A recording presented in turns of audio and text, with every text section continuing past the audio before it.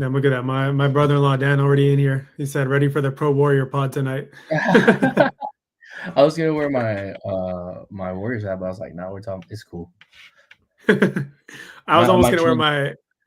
my Laker hoodie, but then I was like, I haven't worn Niner gear in a minute, so let me just throw this on too. Oh, we're on the same page right now, bro. All right, what's up, y'all? Welcome to the deep dive. Today we got a special guest on, my boy Adrian. Adrian and I go back since like middle school, and we played ball together in middle school all throughout. Kind of high school, college. We always hooped and kept in touch together. Had some trips together. We've gone to concerts. We definitely had a long friendship, man. But we've always connected on basketball, especially, and now football over the last couple of years. So wanted to bring you on, as a guest host tonight. Thank you for stepping in, man. How you feeling to be on the show? Dude, it's sick, bro. Because we've been talking about this for like long time. Like I was like, dude, you should do a pod, or we should do a pod, like whatever, But like fast forward to now, like you're doing it, and it's fire. Like I'm always tuned in, you already know. But to be honest, it's fire, dude. Sick. Yeah, I'm excited to have you on, bro. You've definitely tuned in like a handful of times, and I always appreciate the support. But I'm sure it's a lot different now that you're on the flip side. So, but I'm bringing you on one because you watch a lot of sports. You keep up with it, just as much as I do, if anything, and you got good knowledge on everything. So let's go ahead and get started. And we're going to talk about a lot today. We're going to talk about the Super Bowl. Eagles obviously beating the Chiefs, which as Niner fans, we're definitely happy to see. Niner news, Deebo requested a trade. We're going to talk about that a lot too, for sure. And then we'll get to the Warriors and the Lakers because obviously Jimmy made his debut. He's played a couple of games now with the Dubs.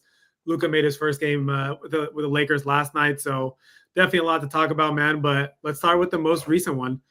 Super Bowl 59. The Eagles, man, they smacked the Chiefs 40-22. This was a game that I think most people had the Chiefs winning, right? Because this is a team that's done it the last couple of years. They were talking about this three-peat, and we know Mahomes on the other side, Andy Reid, obviously the Hall of Fame coach. But this Eagles team, man, they jumped on it right away from the start, right? And when the game began, Eagles got the ball, 4th and 2. They already decided to go for it, and you get an offensive pass interference call on AJ Brown. It was a bad call. It was a very light call, and everyone, in all their group chats on social media was like, "Bro, like here we go. This is the type of game we're going to be in for, right?" But things quickly changed. I mean, Eagles defense was all over it. So let me ask you first, what was your kind of reaction, just how the game went?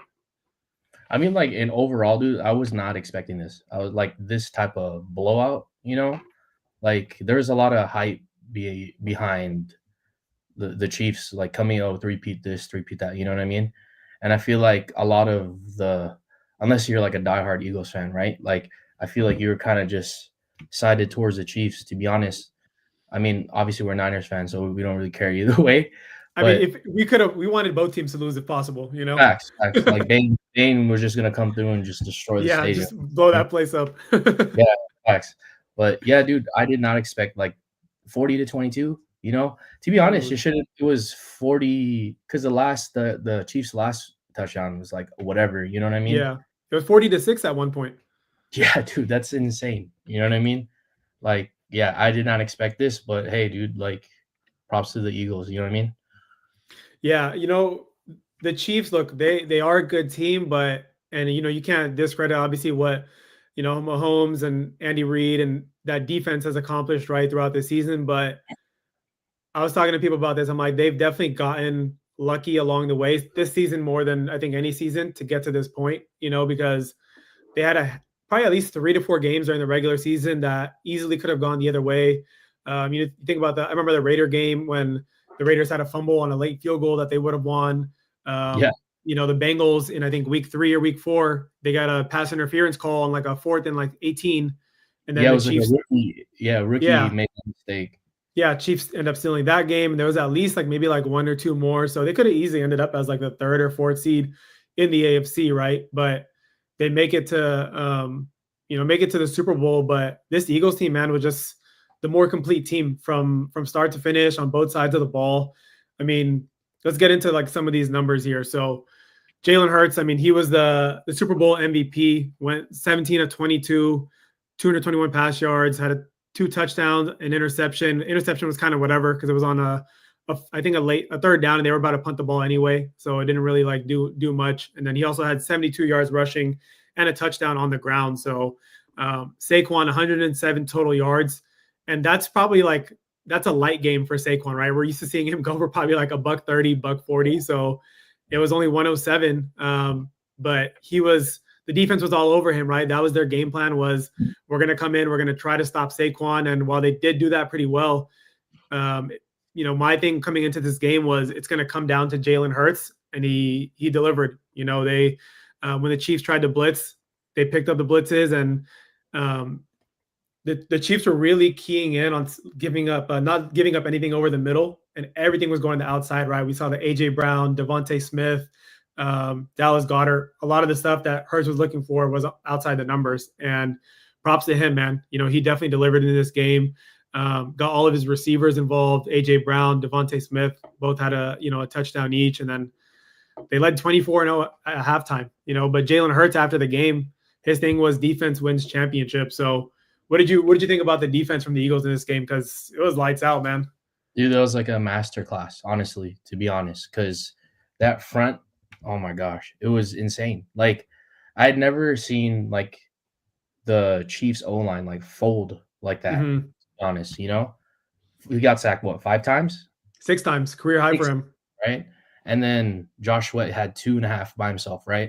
Mm-hmm. So like they couldn't. It was just a consistent thing throughout the entire game.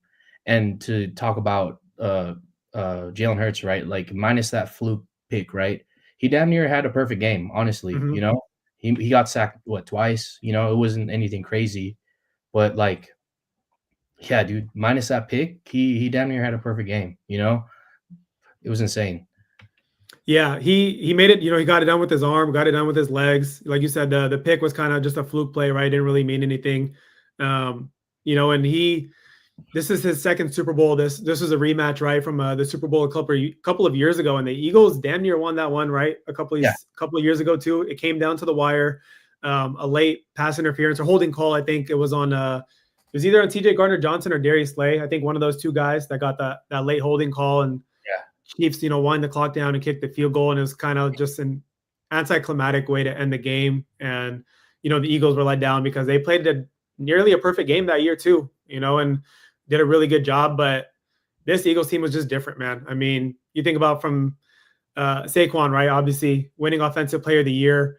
I think he set the single season record for most rushing yards in a season, if I'm not mistaken. And if not for the tush push that Jalen Hurts and the Eagles offense is known for, Saquon probably gets like over 20 touchdowns this season, right? So he was just a huge X factor for that offense this season. And but the defense, man, like I said, because in this game, I mean, 3 takeaways total for this defense, 2 interceptions, and that fumble recovery. And Cooper DeJean, man, this was a guy who was actually linked to the 49ers right in the draft last year. And when the Niners pick was coming around, that's who I thought they were about to go for. Obviously, we ended up going with Ricky Pearsall. Who's going to be a great player for the 49ers. But Cooper DeJean, his first career interception came on Super Bowl day on his birthday, and he returns it for 6, bro. What was it like seeing that for you? Dude, that was sick because I didn't know it was his birthday until like later on. And then I was like, and that was his first pick, and like pick 6 on top of that, like that I can't even imagine like what he was feeling at the time. You know what I mean? Like, like fire, Yeah, that's I mean, to be a rookie and have that kind of play in the game, especially on your birthday, is definitely incredible. And I just want to say right now, thank you to everyone who is tuned in right now. I see you guys in the comments. Dan Q said, shout out to Volume Variety. See Randy in here. Nico, Tristan. Nico said, yeah, best defense I've seen all season, to be honest. It was. I mean, this Eagles defense only rushed for the whole game. They did not blitz one time. And that just shows you how good their front 4 was, because they're dropping back 7 in coverage every single play. And still, they were able to get to Mahomes. Like you said, their Chiefs O-line had no chance, right? This was probably the worst we've seen him. And Mahomes sacked a career high 6 times, had a fumble, obviously 2 interceptions in the first half. And, this stat from Next Gen Stats was crazy. Look at this. Eagles did not blitz once across 42 dropbacks, and they generated a pressure rate of 38.1%. Like doing that with 4 people and not blitzing once, That's that's insane. Vic Fangio. I mean, just a masterclass, like you said. He was all over it. Yeah, dude. And I was actually like looking at all the total scores of every game the Chiefs had over the season. And like Mm-hmm. I said, it ended up being they had 22 points, but like realistically, it was like what, 14, you know? Mm-hmm. And minus that game, their last game of the season where they sat everyone when they got blown out 38-0, whatever it was, Uh-huh. that was like their lowest scoring amount the whole entire season. Mm-hmm. Like they're always like above 16, 17 and into the 20s or whatever. But this was like the lowest amount.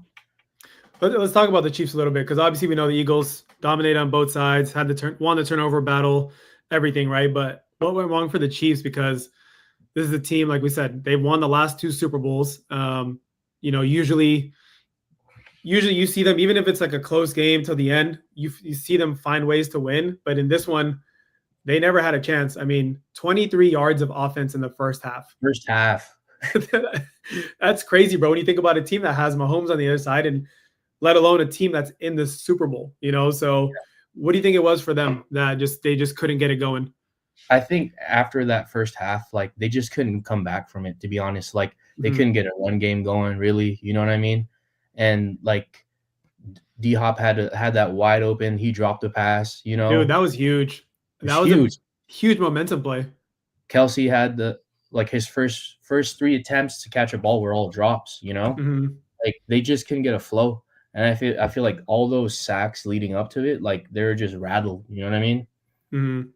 Yeah, And like you said, the D Hop thing is definitely something that I was going to bring up too. So I'm glad you did because, first of all, DeAndre Hopkins is a guy you rarely see drop a pass. nah, If that ball touches, both of his hands, even one hand, like oh yeah, 99% of the time, he catches it, and yeah, no one was near him. It seemed like his feet got caught up under him, but like he still had both hands on the ball, and if he catches that, there was some daylight in front of him. yeah, It could turn into a touchdown. If anything, maybe he picks up another 20, 30 yards. But, that was probably like one of the best drives they had going. And it wasn't even like the Eagles made a play on it. It was just a flat out drop. yeah. And there was no defenders around him either. So it's like you got to catch that. Yeah. And you talked about like D Hop having like some of the best hands. He has like the biggest hands too. Pause. Mm-hmm. Yeah. Like I think he wears like 5XL gloves or something. Yeah. It's like Kawhi hands, bro. Yeah, Kawhi hands. Like you got to catch that, dude. You know what I mean? Yeah. And as much as I'm a big D Hop fan, him complaining about the calls after the game was funny as shit because, look, let's be real. I mean, this game was called, I think, fairly well. And the worst call was probably, I mentioned the offensive pass interference call on AJ Brown. Yeah, the one in the beginning. Yeah. And then, I mean, the refs did kind of give like a makeup call on the next Eagles drive. Yeah. The play where Mahomes fumbled it too, he did get hit in the face. You could argue there was a illegal hand to the face there. But at that point, I think the ball was already out of Mahomes' hands too. So maybe it gets called, maybe it doesn't. But aside from that, I mean, the holding calls on the Chiefs were valid. The pass interference call they had, and they lined up offside a few times, and they were all good calls. There was nothing, I feel like, after the AJ Brown pass interference that you could argue was a terrible call, right? Yeah, I thought it was like you were saying. I think it was called pretty clean. Like other than that first offensive pass interference, like that. Other than that, it was pretty clean. Like a lot of the penalties were, funny enough, all the penalties that were called like during field goal kicks. You know what I mean? Like they went back like 3-4 times in like one possession. I was like, what is going on? I mean, he made all the kicks, so I mean, good for him. Yeah, he picked quite a time to have his best game of the season too, because he was struggling this year, bro. Yeah, he was. They had another kicker in, right? Mm-hmm. Yeah, I think at some point they did for like maybe like a game or two. And yeah. I definitely seen him miss at least a few kicks this year when I've watched some of the Eagles games on primetime. Yeah. But 4 for 4 on the biggest game in the season. So, he showed up when it counted most. Yeah, 4 for 4, dude. Must be nice to have a kicker who can make clutch kicks, Yeah, we don't know how that feels, to be honest. So we don't know how that feels. Hey, at least the Bay Area has one Moody that you guys can rely on over here, Yeah. We'll talk about that Let's later. yeah, we'll definitely get into that. Let's talk about the halftime show real quick because a lot of people are talking about it here in the comments. What did Yeah. you think of the halftime show? You know, for me, I thought it was cool, but I do not think it lived up to the hype that it was supposed to get because everyone was like, "Oh, Kendrick Lamar, obviously just dropped an album last year, the Drake stuff, blah blah blah." Right? Like it was cool, but I don't think it was as good as it could have been. I wish he had sung some more of his classics. You know, it would have been nice to hear some more of the throwbacks, the music that kind of really got us into Kendrick. And then it was kind of political too, you know, with like the whole red, white, and blue and this and that. I mean, so I don't know. I thought it was okay. A lot of people think it was one of the worst of all time. I wouldn't go that far, but I wasn't feeling it as much as I thought it was going to. Yeah. I mean, from the comments, looks like we got a lot of Drake fans in here, you know? But I mean, I thought it was fire, to be honest, you know? Okay. Like, beef aside, like, I'm a Kendrick fan, I'm also a Drake fan, you know what I mean? But I Hmm. thought it was fire. Like you said, I think it was a little too political. Like, I get what he was trying to do, you know what I mean? Yeah. Especially with the boy in the building, you know what I mean? Like, I get it, but at the same time, like, it was cool, you know what I mean? I enjoyed it. Like, I've seen a lot of people on like on Twitter talking about like the messages behind it, which is cool. But Yeah.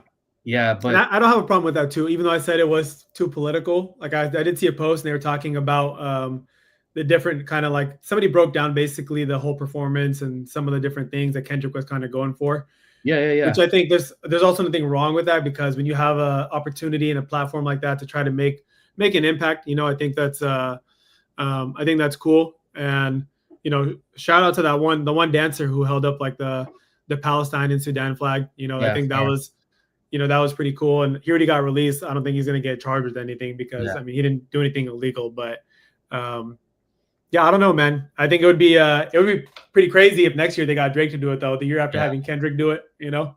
yeah. I mean, like, especially like as of late, like Kendrick has been showing hella love to the Bay. You know what I Hmm. mean? And you could see the influence it had during the performances he had. I think he had the Turf Fiends in there, the Hmm. the, the group from Oakland. You know, like that's fire. You know, like I think especially be us being Bay Area natives, like it's dope to see that because I feel like the Bay Area itself is such a like a niche like area. Like people don't really know what it's about, but like to live it and see what that's about and see it on like national television. That's fire. You know what I mean? Yeah, that's definitely something I got to appreciate about Kendrick is he's a West Coast guy.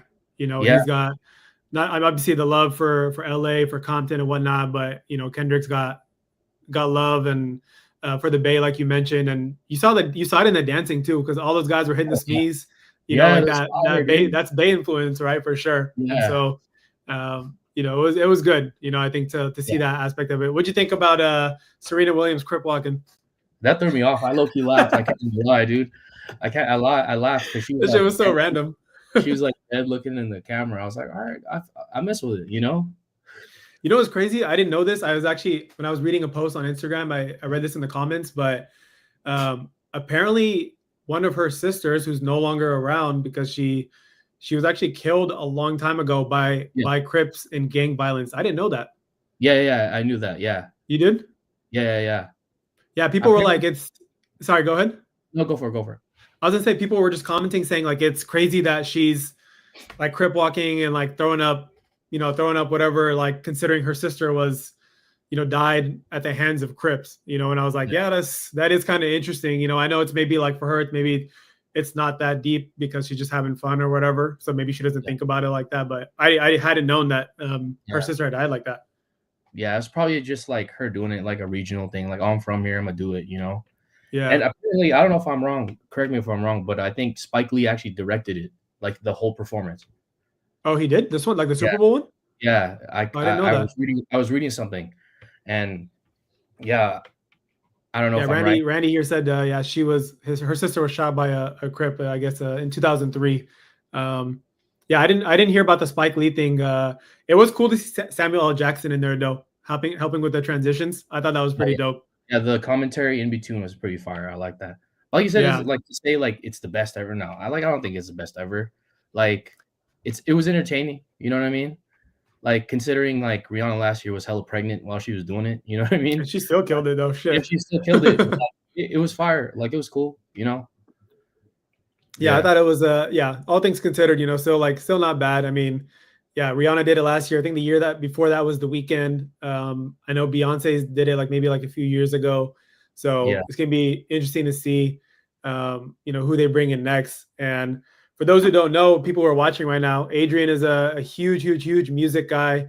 He runs an Instagram page called Volume Variety. You can see it in the lower third right there.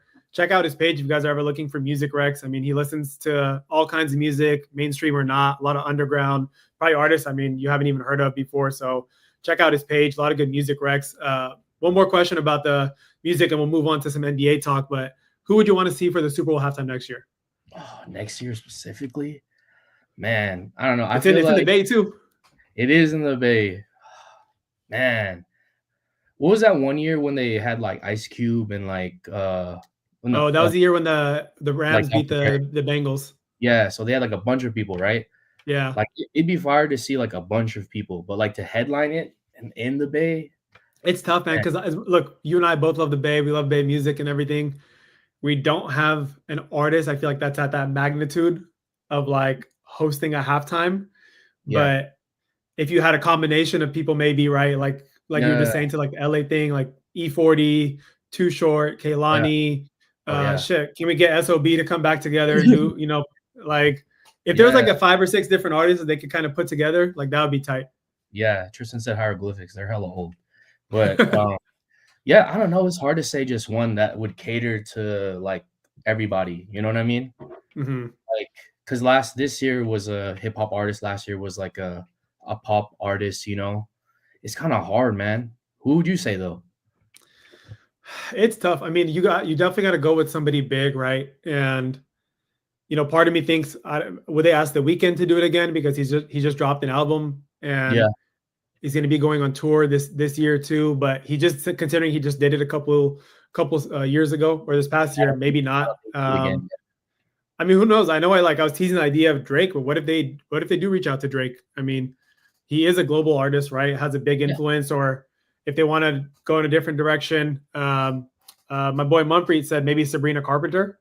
I don't know if they want to go the pop direction. Like she could be, I guess, somebody that they may be asked to do. I mean, Taylor Swift, I think, is always on the table because she's Taylor yeah. Swift. Maybe they bring Beyonce back. Carry on. BTS, Carrie Underwood. Yeah, it's really hard to say, BTS. I don't it's know. I feel like it's super hard to say, honestly, because I don't know, man. Because it like we were talking about the other day about like Lil Wayne doing it because it's in New Orleans. You know what I mean? So I Mhm. found that like why didn't they just hit him up? You know? But Yeah. I feel like you were saying like specifically to the Bay, we don't have like one specific artist that like resonates with everybody. Like sure you might have heard of E40 or Too Short or whatever, but like not on that level. You know what I mean? Yeah. The Super Bowls, it's kind of like the highest of the highest, right? Like people For who sure. are I've had like hits on hits. You're talking about like being at the top of the charts for like years straight or having Grammys, like all that kind of thing, right? So it'll be interesting to see. I mean, Has Post it Malone ever? obviously Post Malone, no, but see, I don't personally, I wouldn't put him in that echelons of like Yeah. a top tier kind of like performer. So it'll be interesting to see. Definitely who, especially because it's in the Bay, But let's see. We'll see what they get. But let's talk about some hoops now, man, because there's been a lot going on in the association, and we're gonna start with. Oh wait, damn, we didn't even talk about this yet, bro. We'll keep it in the Bay for now, real quick. We gotta talk about Deebo because we didn't get to Oh yeah. Deebo yet. Yeah. Deebo Samuel, all right, requested a trade from the 49ers. He met with John Lynch, Kyle Shanahan in his exit interview, and I guess the discussion of his future came into play, and he only has 1 year left on his contract. We know about Deebo, explosive player, right, for the Niners, yards after catch guy. When he gets a ball in space, he's dangerous, but he's been injury prone, the last few years, and he's missed a total of 9 games last 4 seasons. And this past season was probably the worst one he's had in probably since his I think his second season when he missed half the year. But um, we know the drama a little bit with Deebo this year too. Remember he tweeted about, "Oh, I'm not getting the ball enough" or something, and then comes out the week after that against the Rams and has his Very next worst game. game of the season, right? Yeah. So, and he dropped the ball that would have been a touchdown, and that was a game we needed to win because you beat the Rams. There's a good chance you go on to win the division and make the playoffs. But so, what do you think, man? What do you think about the Deebo trade request? Is it time to move on from him? I think so, man. I feel like it's a mutual thing because his whole camp already was like, all right, we're looking for options or whatever, right? And it seems like the 49ers are kind of on the same page in terms of like, all right, we'll figure something out. And in terms of like what to get back for him, there's a lot of possibilities, to be honest. Mm, Like I saw we talked about this too, right? To the Steelers, like literally like months ago. And I went on Twitter this morning, like, oh, the Steelers are contenders to possibly trade for Deebo. I'm like, dude, we just talked about this. yeah. So yeah. Yeah, a lot of people, in the comments here, it seems like most people are saying, yeah, it's time to move on from Deebo. He's meant a lot to this team, bro. Like 6, 7 years with the organization. Obviously, they drafted him, and we know about all the big moments he's had. I think about the hat trick game he had against the Eagles last Yeah. season. Big moments in the postseason too. There's so many things you can point to, but I think it is kind of that time, and it's not like I feel like we want him out of here. It's like you said, it's a mutual thing, right? You kind of saw it this year too, because his involvement in the offense wasn't the same as it's been in the years past. And I think that's a result of the way the Super Bowl went last year, because Deebo's not a guy that can create separation, right? He's not an elite route runner, doesn't have that ability to get space off of the line. And when they played the Chiefs last year, and you're playing a team like that blitzes a lot, you need guys that can get open quickly, right? BA has always been that kind of guy for us. And that's, I think, a big reason why they drafted Ricky Pearsall. Athletic guy, shifty, quick route runner. And I think that draft pick, was in anticipation of either this Deebo thing coming, or if they weren't able to come to an agreement with BA last year like they did, right? So it's something that they've definitely been planning for. But with Deebo's contract, it's not as easy as we can just trade him. It's not like the NBA where it's like, all right, salary going out, salary coming in has to match, right? Because for Deebo, if he gets traded before June 1st, there's a $31.6 million cap hit in dead space for the 49ers. And he's due $15.4 million on March 22nd. If he's traded on June 2nd or after, or if he's released by the team, then the Niners can spread his dead cap money over the next 2 years, and they save $5 million. So it kind of puts him in like a tricky place, right? Because if you trade him right now, you can maybe get a draft pick for this upcoming draft in April and use that right away. But then you're hit with the money on your cap, right? Cap space.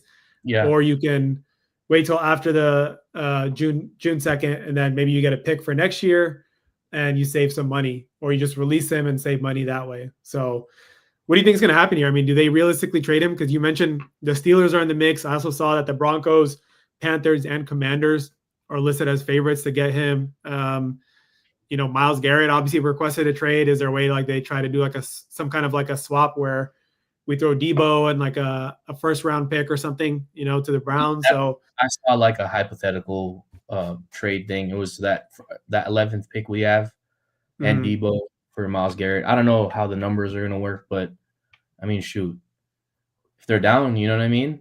But I honestly, be a big pickup, yeah. I know, and I honestly feel like he is gone. I feel like the way he's been kind of moving the last like month, even like I know AJ Brown's his boy, like he's wearing an Eagles jersey and stuff like that. That's just while you're still for the Niners, I think that's just a little off. Like you'd probably think that'd be weird, right? Like yeah, we were kind of talking about that like a little bit last week too. And everyone is watching right now, I want to know what you guys think. What did you guys think of Deebo Samuel wearing that AJ Brown jersey? Because part of me is like, all right, like I get that it's your boy, like, and you want to support him, but I'm also like, you can support him without wearing an Eagles jersey. You can. Everyone knows like that's your homie. You can, if you're on like the podcast he does on Bleacher Report, right, every week, and if he comes out and says, I'm supporting the Eagles, which he did, and he said, I want AJ to go get one, like that's totally fine, but like I don't know, I feel like rocking another team's like jersey, bro, especially it's kind of like one of your rivals, right? I mean, You Oh just yeah, played that team in the NFC Championship like a couple of years ago, and you played them last season. There's definitely some bad blood between like the two teams. So like, I was just about to say that too.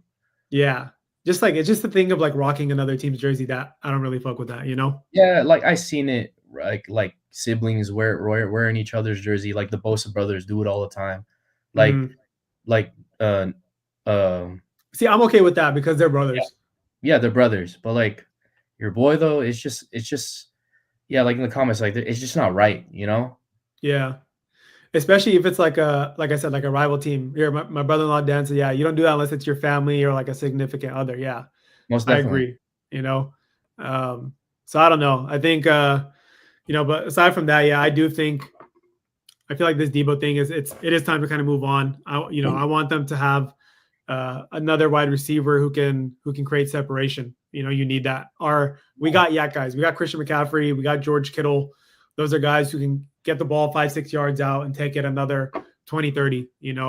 And considering how good Brock is at beating the blitz too, and making plays with his arm, like you need guys. And we saw his air numbers have been going up right over this past season. Like he was pushing the ball downfield a lot more. He had Um, to. yeah, he had to. I mean, part of that was because the O line too wasn't able to hold up, so he's like scrambling and then looking down. But I think it's time to move on. It's just a matter of whether they do it before the draft or after now. But Yeah. I think one way or another, either they trade him or they cut him. Yeah, and you and I we talked about this in our group chat too about like the transitioning of from Jimmy to Brock, right? Like the play style is different. Like Jimmy had those short throws, which he thrived off, which Deebo thrived off of. Like that's why Hmm. he was able to get so much yak. But like you were just saying, like Brock's gonna air that thing out. You know what I mean? And what's Debo's biggest issue? Creating space. He's not gonna Hmm. route anybody. That's not his strong suit. Like that's why BA, Jawan, like George, they were able to thrive with Brock because they're able to create that space. Like Debo's not able to create that space. Yeah. Yeah, definitely. And I think there's always a handful of free agents that are become available, and they can sign somebody for a season that can kind of hold them in place until BA returns to, or maybe they go out and draft another receiver this year. I think the Niners have like 10 picks in this upcoming draft, so Oh, if they do happen to trade Deebo before then too, then they probably get, I think probably like a fourth or like a fifth round pick is what you're looking at for Deebo. yeah. It'd be great if you could get like a third we probably won't get any like higher than that, but it does How seem old is like, yeah, Debo? Debo's about 30. I think like 29 or 30. So He still he, has some years. he probably can play for at least like another like 4, maybe 5 years. Yeah, I was thinking just the But injuries kind of hinder him. yeah, that's the thing. It's up to him, right? He got to take care of his body because he hasn't always been able to do that here with the 49ers. But man, if they could somehow make the Myles Garrett trade happen, I mean that would be crazy for sure. It's just obviously a lot of moving pieces there, and I know we've seen that. Yeah, Devontae Adams has been connected to the 49ers. T. Higgins has been connected to the 49ers. So Yeah, I don't know how John Lynch can work his magic and potentially get one of those guys through the door, but it would be great to see. yeah, man. Yeah, but all right, man. Let's finally get to the hoop talk now, because we've had some we saw some big trades last week, obviously at the deadline. Jimmy to the Dubs, Luka to the Lakers, and Luka made his Laker debut last night, and he finished with 14 points, 5 boards, and 4 assists in 24 minutes. Definitely looked a little sluggish out there. I mean, he hasn't played, I think, in like 2 months, right? Like Since what Christmas since Day. Christmas? Oh Yeah, man, it was a long time, and so that's his a shot really wasn't long. there. Yeah, he went 1 to 7 from deep, which wasn't really surprising. I saw him kind of like slow going up and down the court, but I'll say this as a Laker fan. I know we got a lot of Dubs fans. Don't worry, we'll get to some Warrior talk here in a few minutes too. But as a Laker fan, it was definitely crazy to see Luka in a Laker uniform, and then just seeing him share the court with LeBron. I think those two are going to work really well together. Charles Barkley said, when the trade happened, that he thought there's no way that Luka and LeBron can coexist because they both need the ball in their hands. But LeBron's played a lot of off the ball this year. If Oh anyone's yeah, watched Laker basketball, Austin Reeves has been running point guard for this team all season, and he's become their primary ball handler. which is why his assist numbers are up this season. He kind of is the one orchestrating the offense a good amount of the time now, because LeBron just can't be doing it, So I know you just said you didn't get to catch much of the game yesterday, but what do you think about just how Luka's gonna, fit in with this Laker team as someone who knows the game, not just knows the NBA well, but knows like basketball really well? I mean, just like in general, just having that another top 3 to 5 player in the NBA right now on your team, like that's a win either way. But it just adds another dimension, honestly. Like towards the end of the games when it's crunch time, it doesn't have to be in LeBron's hands, or you got somebody like Luka, like he's probably one of the most clutch players, So if especially if Bron's now having that type of game, toss over to him, make something happen. But like you're saying, Luka's a cheat code. He is a cheat code, honestly, because he's three level scorer. You know what I mean? Like LeBron, obviously the athleticism is not there, but I could see like a lot of like mid post, high post stuff going on with what they have on their team right now. So dangerous. Yeah, yeah, it is dangerous. I mean, and like Sunil said in the group chat right there, he is a cheat code. And I mean, I know they were playing the Jazz. Obviously not one of the better teams in the NBA, but they had 72 points at halftime, and it's his first game back. He's not even in shape yet, or in getting back in the groove, but still had some really good plays. I mean, his first bucket with the Lakers was that step back three. A lot of pick and roll action. We saw a couple lobs to Jackson Hayes.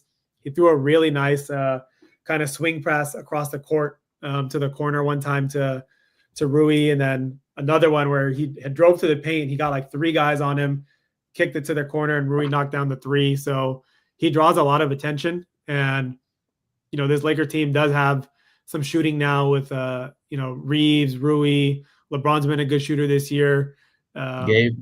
Gabe has been impressive. It's just incredible rise back to the level we saw him play with the Miami Heat. He kind of lit up the Warriors the other day, dude. Yeah, dude, bro, he was not playing like this at the beginning of the season. All Laker fans, we were calling for his head at the beginning of the season. We were like, dude, this guy's so bad right now. And this last 2 months, I think he's shooting like 45% from 3 over a 2-month stretch. So, him coming back, and then obviously the Lakers trade with Mark Williams and Dalton Connect, that got rescinded. So Dalton Connect is back with the Lakers, and they also signed Alex Len today, another center. So team's coming along nicely. Definitely got some work to do. They got to be better on defense, but I think they're going to be able to outscore a lot of teams with the offense that they have now. And this team's won 10 out of its last 11 games. I mean, the only game they lost was to the 76ers, and that was on the back end of a back-to-back. But during that stretch of 11 games, they beat the Celtics, they beat the Knicks, the Clippers, the Pacers, and they beat the Warriors a couple times. So a lot of good teams in there that they've been able to beat. And Anthony Davis, I think, was out for maybe like 6 or 7 of those games. Some of it was because of injury, and then also like he got traded. So for them to be staying hot with him out of the lineup, and then Luka just coming back, definitely says a lot about where JJ Redick has his team this year too. I mean, when it's all said and done by the end of the season, where do you think the Lakers will place? I think top 4 team. I mean, that's where they're at right now. I think they're the 4th seed, I think, in the West. And now that Luka's coming back, you got another big in there. And look, I know Alex Len isn't Mark Williams, or, if they had gotten Clint Capella or somebody, he's not somebody like that, but it's important for them to just have another big guy in the lineup, because Jackson Hayes is not the only center you can roll with as you go into the season and hopefully into the playoffs, right? So they just need somebody who can, if they're playing Nuggets in the first round or second round, just somebody who can kind of, give them like a little bit of a hard time. Look, no one's going to stop Jokic, right? He's unstoppable no matter who's on the other side. But I'm just glad they signed somebody to kind of give them some help in that area, because that was the biggest need and why they went for Mark Williams, right?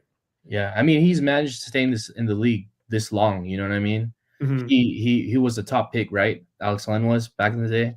But I mean, obviously his career didn't pan out to what people thought it was, but he's still in the league. I mean, he's going to provide something. So yeah, he's been a journeyman for sure. Didn't live up to his top 5 potential, but like I said, just as a Laker fan, relieved that they got another guy, and also happy to welcome Dalton Connect back, because I was definitely bummed when that trade happened. You don't want to trade a guy like Connect. They did it more out of necessity.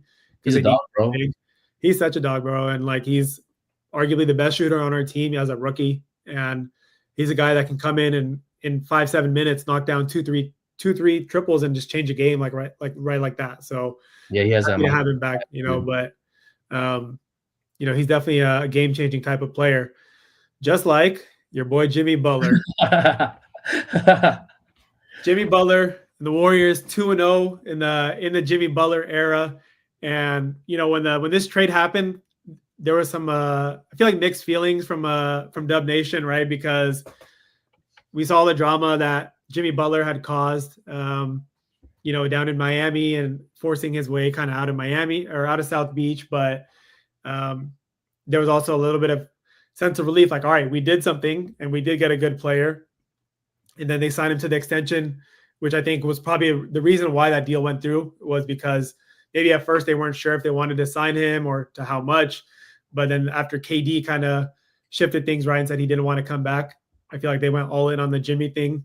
And now here he is on the Warriors. So I'm going to ask you, as a Warriors fan, you've watched, I haven't been able to watch these last two games in full, but I've seen clips of them. I've seen a few minutes here and there.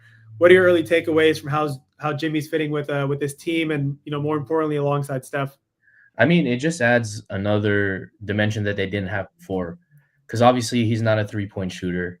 He's 15 feet in, he'll hit an occasional corner three, but like it just, especially from what I've seen from the last two games, they were doing a bunch of stuff that they weren't even doing, like a lot of high-low stuff and backdoors and stuff. I was like, that's cool, And the one big difference is free throw attempts. And that you've probably seen that on Twitter too. Like yesterday, he went to the line, what, 15 times? Yeah. 15 times?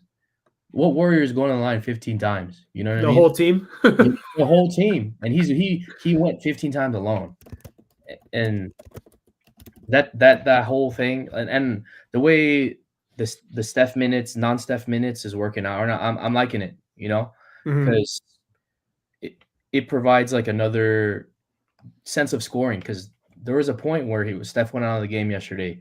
I think he had back-to-back like mid-range buckets. I'm like, where is this? Who is this? You know what I mean? Obviously, I'm familiar with Jimmy's game, but to see it on the Warriors is kind of wild, because like you were saying, some people had mixed feelings, and I was one of them. I didn't really know what to expect.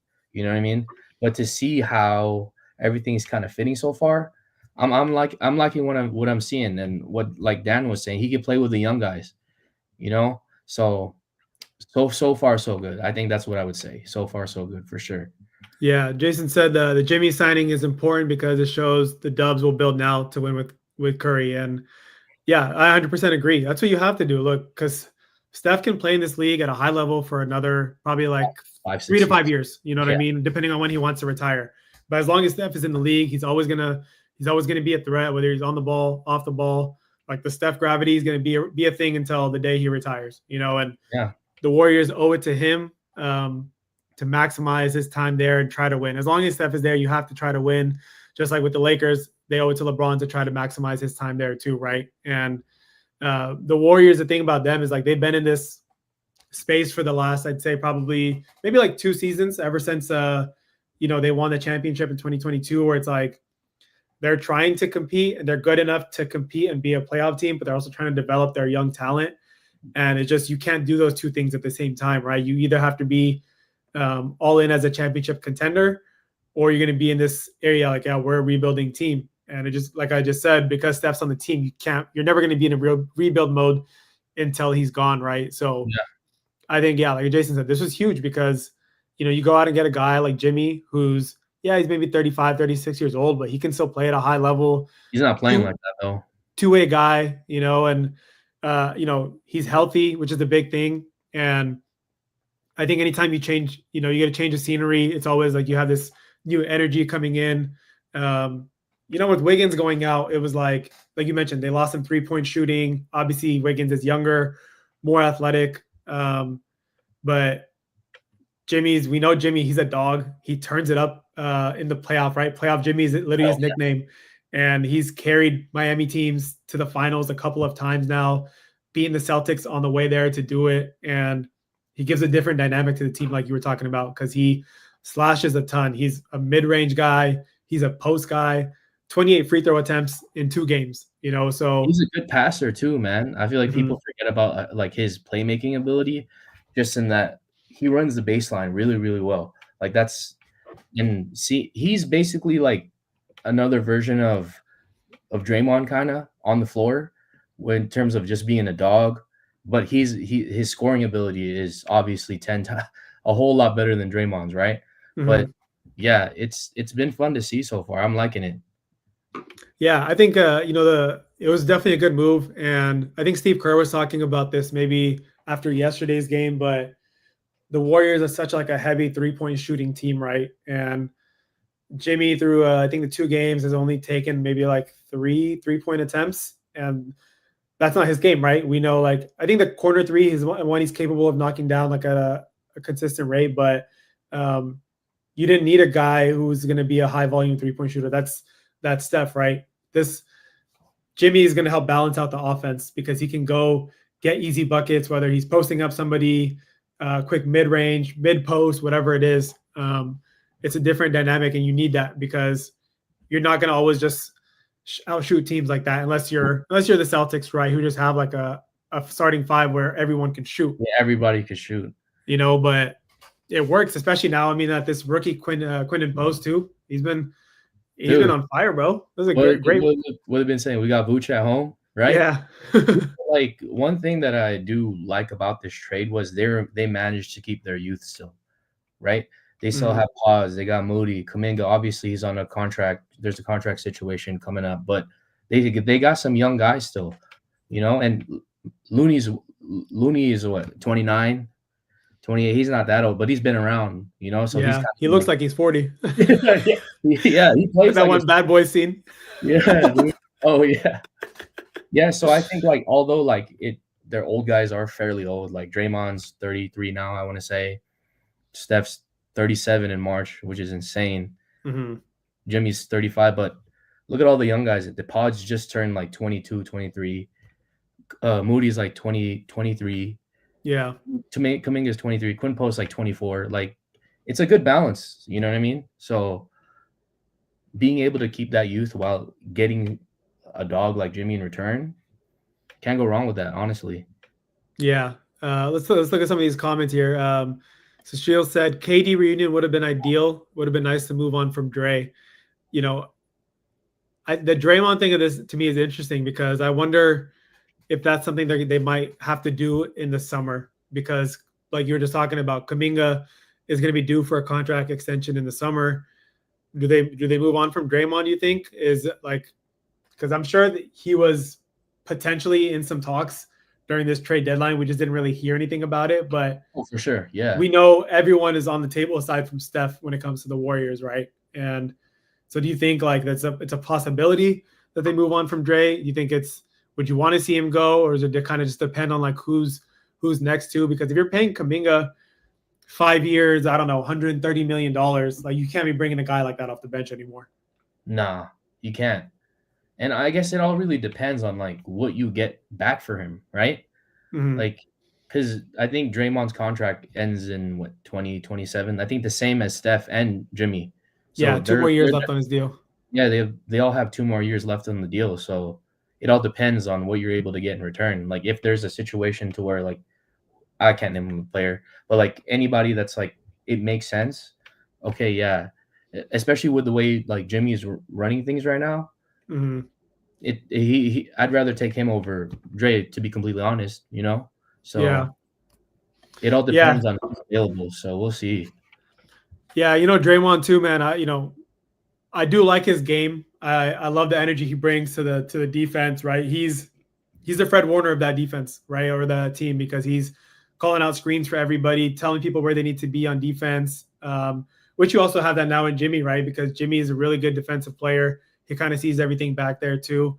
But Draymond's missed a lot of games over the last couple seasons. This year Yeah, it's been injury related. Last year it was suspension related and a little bit of injury too. And it's like, as much as Warrior fans love Draymond because of what he brings on the court, the constant like technical fouls, the suspensions, the kind of just that kind of stuff, I'm sure gets frustrating, right? As a Warriors fan, it's like it's kind of like a love hate relationship. And but now he's at the point where he's kind of like beginning these injuries too. It's like at some point you kind of factor all that into, and I feel like it's going to be a hard decision for the Dubs, but one that they're probably going to be forced to make this summer. Oh yeah, I mean, he just had his 11th technical foul yesterday. He's 4 Mhm. fouls from suspension Yeah, with 30 was it 30 games left in the season? I'm surprised he hasn't reached that number already. Yeah, and I guarantee you he's gonna reach it between now and then. So, Mhm. and I'm a huge Draymond fan, you know, like, but the antics it's excessive, honestly, because it slows down the pace of the game, right? And B, it puts a target on you. Now refs are just gonna constantly watch Draymond because he's constantly chirping. So and you see it, Steph be getting pissed. You know what I mean? Yeah. Like you can't do that. Yeah, even a guy like Steph and Kerr who've been around Draymond their whole careers, right? As you know, it's like at some point you get frustrated and annoyed with those kind of things too, because like you just said, they're momentum killers, or Draymond gets ejected and now you just lost your best defensive player out there, Yeah, and it's definitely cost them games, and last season it cost them a shot to make the playoffs. If Draymond doesn't he missed like what 20 games due to suspension, I think maybe 2025. yeah, it was around like I think 25, 26. Yeah, Yeah, let's say that suspension doesn't happen and the Warriors go 500 in those 25 yeah, games. you just won 13 games. Yeah, you're probably like a 5-6 seed I Yeah, think at the dude. least, Yeah, and then who knows what happens? Maybe you go on a run, maybe not, but at least you're in there. Instead, they end up being they were a playing team, right, last season and lost to the Kings, I think. yeah, they got smacked. Yeah, so it's tough, right? You live with him, you die with him. Aman, who's my guy, is usually hosting with me. He Yeah, said Draymond has ruined 2018, 2023, and 2024 for the Dubs. You can even make the case for that the 2016 finals. 2016, man, he got suspended, right? Yeah, so it's he's even though he's done a lot of good things and he's been a part of that the dynasty the Warriors had, he's definitely hurt them a few times too. So it's tough, but I think it's time, especially with, like I said, Kuminga, because it's almost his time to kind of be the next guy up, alongside I think Steph. And it's gonna be interesting to see too when Kuminga comes back. Like, do they bring him off the bench, or you think they're gonna start him? That's hard, man, because Kuminga thrives with the ball in his hand, right? He's a north-south player. Yeah. His shot has gotten a little better, but he thrives when the ball is in his hand. So Mm-hmm. he could be a good spark off the bench, but like you said, they pay him what one whatever number you said to just go off the bench. No, Uh-huh.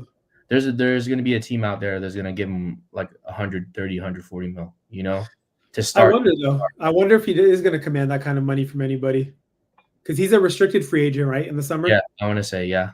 Yeah, it'll be interesting to see. I mean, because he's definitely shown some flashes, right, of like he can be like a good player in this league. I don't think he's shown like superstar potential yet.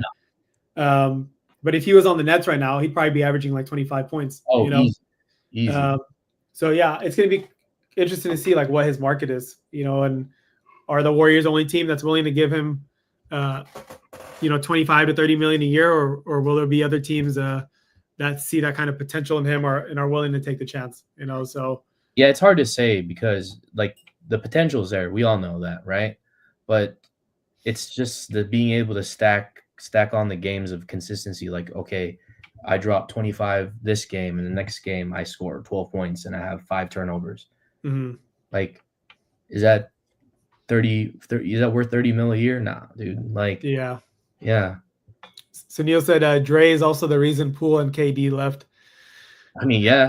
Yeah. Yeah. I mean, you're not wrong. I mean, and I think you and I have talked about this before. I've definitely talked about this with with Aman. But if that punch, if Dre didn't like fuck up that season, right, with punching Poole. And look, I know Poole was talking shit about, I should be getting paid and like kind of saying disrespectful stuff. These were the reports at the time, right? But not to say that the punch was warranted, because at the end of the day, Draymond could have just handled it in a different way, but he didn't. Yeah. But Poole was supposed to be the bridge, right, to the next kind of like generation, sort of say. But he was ready at that point. He had a huge role in that 2022 title run for the Warriors. As a starter, his numbers were drastically better when he was starting next to Steph versus when he was coming off the bench. And I still think that Steve Kerr wasn't ready to make the move to bring Clay off the bench. No. Even though part of him knew that deep down that was like the right thing to do for the team. But we saw the effect they had on the team that year after the punch, right? They just weren't in sync, chemistry issues, locker room issues. And of course, I mean, how can you blame them, right? It's like Yeah. there's going to be that awkwardness in that relationship. And then the KD thing, we know Draymond and KD had their history, even though they squashed it back then, yeah. right? I mean, I wonder what the reason was that KD didn't want to come back to the Warriors. Like, did it have something to do with Draymond, or was it just that he just didn't want to leave Phoenix yet? Like I really wonder what it was. I feel like it's a little bit of both. I feel like he already knows how it is being Draymond's teammate, and he's a hothead, right? Yeah. Like, sure, Jordan Poole was running his mouth, like, but you got to act accordingly. You know what I mean? Like, you're not just gonna swing at your teammate. That's crazy. Like, could have been handled a whole different way. Yeah. Even the thing with KD, right? When he called KD a bitch back then, like there's other things you can say to like get your point across to like That was during somebody. the Clippers game, right? That was during the Yeah. Clippers game. Yeah. Yeah. When KD was getting mad because Draymond had given the ball up top, right, for the last shot.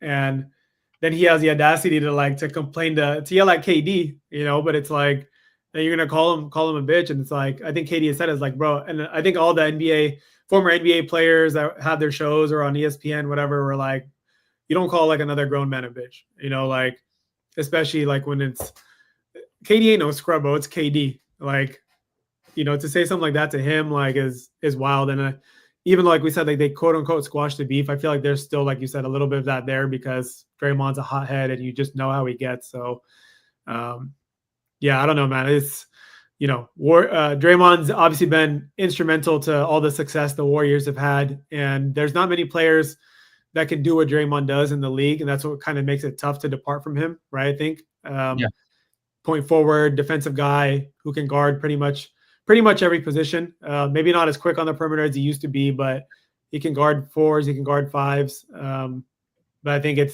might be time to move on soon. And is he starting at the 5 right now with Jimmy at the 3? Yeah, he started yesterday at the 5. And so they're playing what, Jimmy at the 3 or 4? Then who else is in that lineup? Steph, Buddy, yesterday they put Moody at the 4. Oh damn. Yeah, they had Steph, Buddy, Jimmy, Moody at the 4, Dre at 5. Okay, so they're going small, but I mean it works right now. Yeah, it works right now. They played against Brook Lopez, who's like 7'11". He's huge. So like that guy's slow as shit. Yeah, he is slow. He's getting up there in age too, man. He is. Yeah.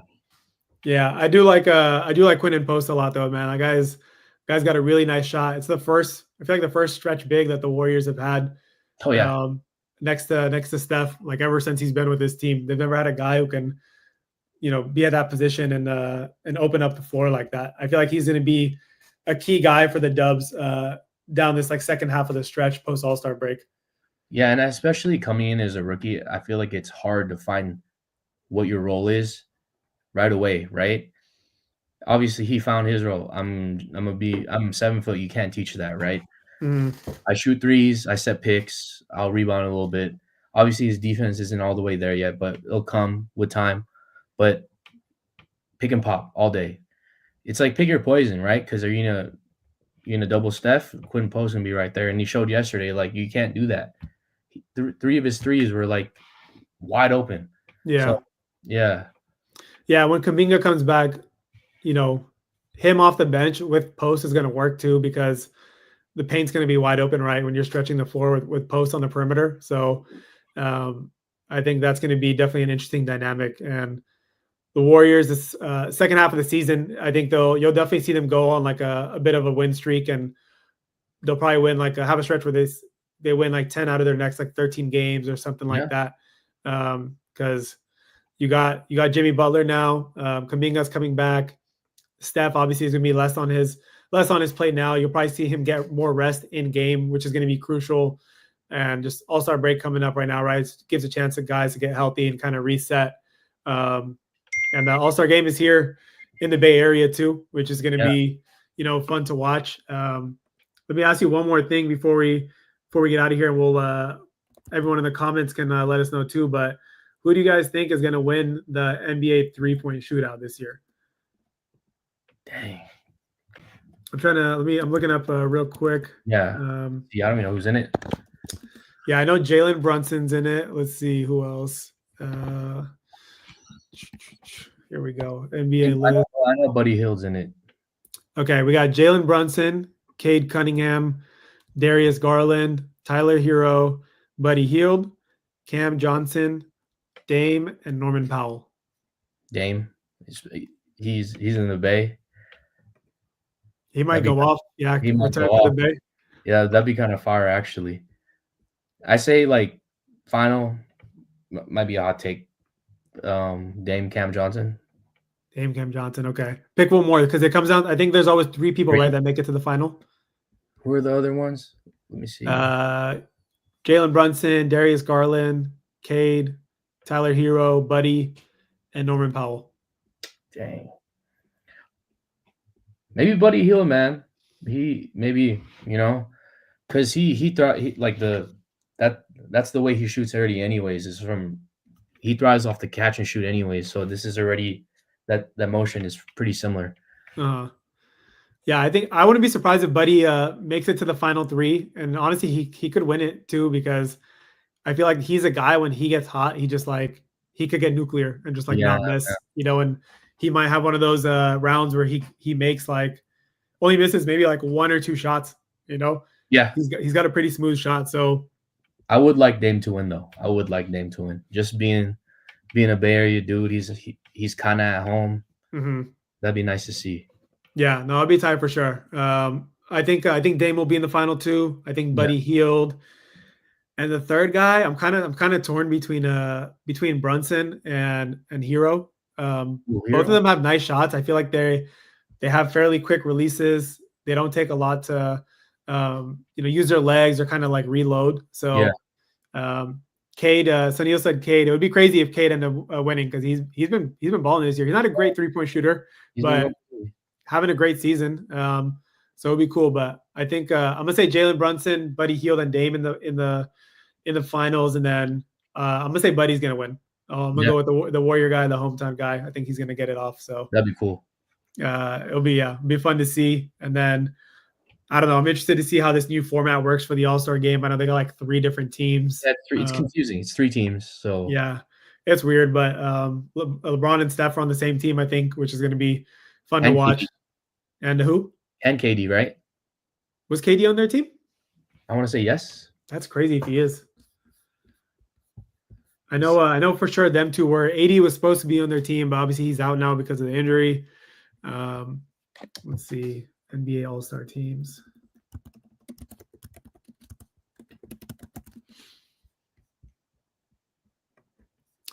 All right, here we go. Yeah, if you find it before me. Oh, yeah.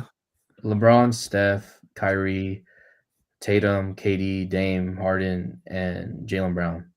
Yep. They got a pretty good team. Yeah, it's like a mixture of the old heads and a few younger guys.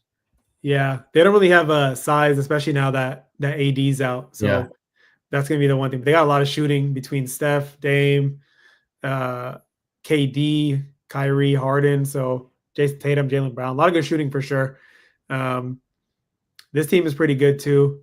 Oh, that's all the young guys. Cade, Ant, Jalen Brunson, Evan Mobley. Oh, Kenny's Jaren team. Jackson. Kenny's team. And then Chuck's team Chuck's team is good, bro. He got all the centers on his team. Jokic, Wemby, and Giannis. And then he also got Kat, and SGA, Şengün. Yeah, that's a pretty good team too. So it'll be interesting to see how this new format goes. But yeah, man, a lot going on in the NBA. Obviously, the NFL Super Bowl season, or Super Bowl's over now. So, the draft's coming up here in a couple of months. We'll see what kind of news continues to go down with the 49ers. Obviously, Brock Purdy's due for a big payday soon.